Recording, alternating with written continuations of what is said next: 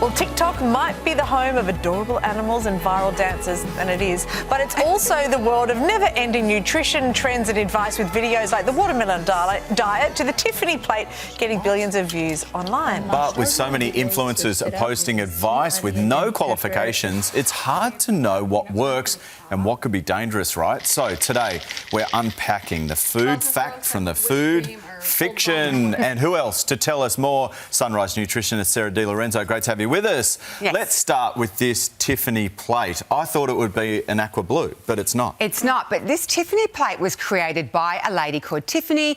She wanted to lose weight. She lost 40 kilos in a year by having this plate twice a day. Now, the thing about this plate that's quite interesting I also want to mention that when she actually launched it on TikTok, overnight she got 2 million followers. So it completely went viral. Okay, so the whole idea behind this plate is that you've got cottage cheese and mustard. Now, everything around there, the brie cheese, the egg, the chicken sausage and the raw vegetables and the fruit gets dipped in to the cottage cheese and mustard every single mouthful. So the videos are quite confronting with her talking and eating her way through them. The pros... What's the theory? Why? I don't know, mixing it all together. You've got the protein keeping you full. It's going to slow down glucose. It's a lot of food. It's a lot of food, and people talk... It's very filling, and that's what people liked about it. Where are the nuts? They were well, exactly. So that's the things that's missing. The cons of it, first of all, is there's no good fats in there. So you're missing out on that. You've also missing out on legumes and some grains. And you need a healthy, balanced diet. To do this for 12 months, you are significantly missing out on food groups. I personally would not recommend it. Reasons why I wouldn't recommend it is because you're having chicken sausages twice a day. There it can be quite fatty. Brie cheese, it's a party cheese. And as well, like the other... look, the pros about it as well, I have to think of it from another perspective, is that it's, you're not calorie counting, you're not doing macro splits. It's a lot of food. It's fruit and vegetables and protein. Would I recommend it to anyone losing weight? I wouldn't, but every now and again, if you wanted to do it, like if you wanted to do it every couple of days or something, yeah, why not try it? But the thing is, and I will point out that when this lady finished this after 12 months and started eating carbs again, she did put the weight back on, but she also fell pregnant. So I did a bit of research into... So there's no what do you do at the end of the Tiffany plate? Yeah, but you know what? At the end of the day, it is healthy food. What about the watermelon diet? Okay, well, this is really... I cannot support this diet on any level. For starters, it's for 3, 5 or 7 days, you're literally having 14 cups of watermelon. So I did a bit of maths on it. So that works out to 644 calories. So it's not a lot of calories. But watermelon... Over a week? Oh, no, over a day. You can do it on 3 days, 5 days or 7 days. 14 cups of watermelon a day. What I do want to point out is watermelon has got a very high glycemic index. So, and the other thing is it's got... The 14 cups I worked out to having 154 grams of naturally occurring sugar when we should be having between 20 and 30 a day.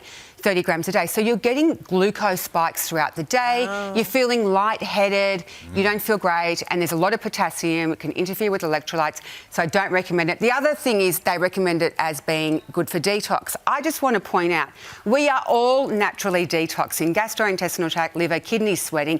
You can't eat something that's going to make you detox. It can support detox, but But I do recommend instead, if you want to have watermelon, have it with something like, like some feta cheese. It's going to slow down the glucose spike, like I've got here, and I've got this with a bit of mint.